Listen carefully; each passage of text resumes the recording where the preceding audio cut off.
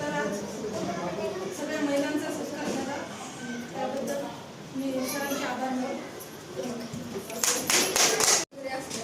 तरी त्यांच्या बाबतीत दूर होतं, काय तुम्हाला अडचण आली का काय ते स्वतःहून विचारून म्हणजे दूर करतात आणि दरवेळेस आमचा महिलांचा ते सन्मान करतात आणि असेच ते पण सन्मानार्थी आहेत. त्याच्यामुळे आम्ही सगळ्या महिलांच्या वतीनं पण त्यांचा सन्मान करणार आहे आणि त्यांचे जे सामाजिक कार्य त्यांच्या हाती जे घडते ते असंच इथून पुढे घडत राहू अशी सगळ्या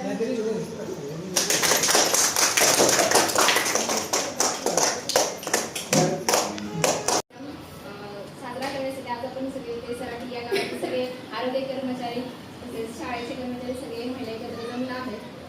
सर्वप्रथम मी मदतकांचा आभार मानेल की त्यांनी त्यांचा वेळातला वेळ काढून आमच्यासाठी हा म्हणजे माझ्यासाठी तर हा पहिलाच कार्यक्रम असेल. त्यांचा खरंच मी मनापासून आभार मानेल की त्यांनी त्यांचा वेळातला वेळ काढून आणि छोटासा खूप चांगला असा कार्यक्रम आमच्यासाठी साजरा केला त्याबद्दल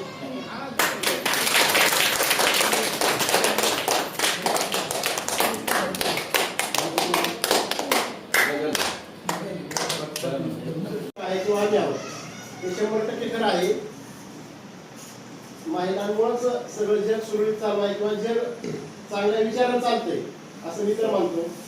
आणि महिलांचं आज या सावित्रीबाई फुले आज योग असं चांगलं आहे की दोन्ही योग एकत्र आलेत आणि दादांमध्ये महाराष्ट्र कार्यक्रम घ्यायचा होता 3 वाटतचा, पण ते मध्ये आचारसंहिता लागल्यामुळे तो कॅन्सल झाला ना. त्यांनी मुलांना माझ्या वाटत वगैरे चांगला कार्यक्रम घ्यायचा होता त्यांना आणि त्यांना मी जवळपास आता 4-5 वर्ष झालं ओळखतोय. मी जर लिंबूला होतो अगोदर तर दादा म्हणजे तो त्यांचा वाढदिवस असेल किंवा कुठलाही कार्यक्रम असेल तर ते इतक्या शाळेत येऊन तिकडं पण यायचे आणि मुलांना दप्तर, वह्या, पुस्तकं, पेन असं गरजू मुलांना त्यांनी दरवर्षी मी तिथं 4-5 वर्ष होतो तर प्रत्येक वर्षी त्यांनी काही ना काही दिलेलं आहे. म्हणजे गरिबांविषयी जाण असलेले व्यक्तिमत्व म्हणजे आपले दादा आणि त्यांनी याचा एक मोठा कार्यक्रम घडवून आणला त्याबद्दल मी त्यांचं तसे आभार मानतो.